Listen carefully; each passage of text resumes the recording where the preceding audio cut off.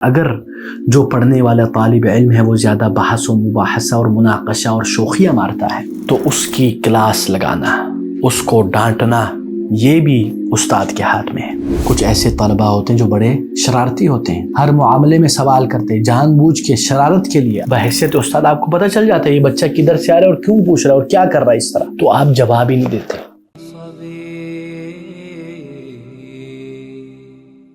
الحمد لله رب العالمين والصلاة والسلام على النبي الأمين أما بعد المعقد السابع عشر نمبر 17 الذب عن العلم والذود عن حياضه۔ علم کی ان للعلم حرمة وافرة، علم کی ایک حرمت ہے، توجب الانتصار له اذا تعرض لجنابه بما لا يصلح۔ علم کی ایک حرمت ہے، علم کا ایک مقام ہے، جب اس علم کے اوپر حملہ کیا جائے تو اس کا دفاع کرنا ہم پر واجب ہے۔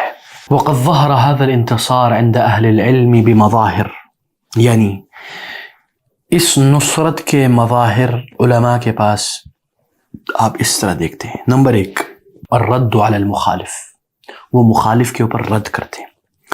فمن استبانت مخالفته للشریعة رد عليه كائنا من كان، جو بھی ہو، جہاں سے بھی ہو، جیسا بھی ہو، جب یہ پتہ چل جاتا ہے کہ اس نے شریعت کے متعلق کھلم کھلا خلاف ورزی کی ہے تو اس کا رد کیا جاتا ہے۔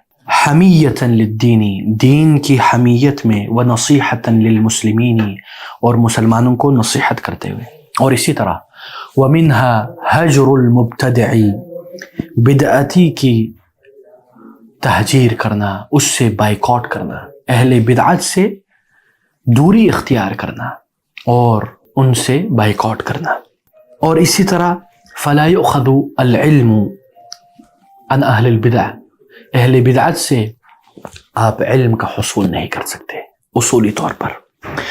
پھر شیخ فرماتے ہیں لیکن اذا اضطر الیہ فلا بأس کما فی الروایۃ عنہم لدى المحدثین، الا یہ کہ اس بدعتی سے علم حاصل کرنا ہمارے اوپر لازم ہو جائے، ہم مجبور ہو جائیں اور ہمارے پاس کوئی اور آپشن نہیں تو اس سے وہ لے لیں گے، جیسے کہ محدثین نے روایت میں مبتدعہ سے روایت لی بحالت مجبوری، والحاجت تقدر بقدرها، لیکن وہ حاجت اتنی ہوگی جتنے سے کام چل جائے۔ ومنها، اور اسی طرح زجر المتعلم اذا تعدى في بحثه، اگر جو پڑھنے والا طالب علم ہے وہ زیادہ بحث و مباحثہ اور مناقشہ اور شوخیاں مارتا ہے تو اس کی کلاس لگانا، اس کو ڈانٹنا، یہ بھی استاد کے ہاتھ میں ہے۔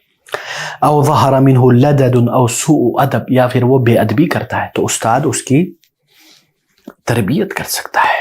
وَإِنِ احْتَاجَ الْمُعَلِّمُ إِلَىٰ إِخْرَاجِ الْمُعَلِّمِ مِن مَجْلِسِهِ، اور چاہے اس کے لیے استاد کو اپنے طالب علم کو اپنے مجلس سے نکالنا ہی کیوں نہ پڑ جائے تو وہ نکال سکتا ہے، زجراً لہو، اس کی تربیت کے لیے، تاکہ وہ سیدھا اور درست ہو جائے۔ اور اسی طرح وَقَدْ يُزْجَرُ الْمُتَعَلِّمُ بِعَدَمِ الْإِقْبَالِ عَلَيْهِ، اور کبھی کبھی تربیتی پہلو سے اور تمیز سکھانے کے لیے اور ایک انداز میں سزا دینے کے لیے کبھی کبھی استاد اس بچے کی طرف نہیں دیکھتا، تجاہل عارفانہ کا مظاہرہ کرے، اس سے وہ بچہ یا وہ طالب علم جو بڑا بنتا ہے اس کی تربیت ہوگی۔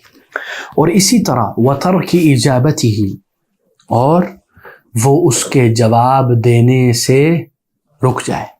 کچھ ایسے طلباء ہوتے ہیں جو بڑے شرارتی ہوتے ہیں، ہر معاملے میں سوال کرتے ہیں، جان بوجھ کے شرارت کے لیے۔ آپ کو پتہ چل جاتا ہے ایسا استاد، بحیثیت استاد آپ کو پتہ چل جاتا ہے یہ بچہ کدھر سے آ رہا ہے اور کیوں پوچھ رہا ہے اور کیا کر رہا ہے اس طرح، تو آپ جواب ہی نہیں دیتے۔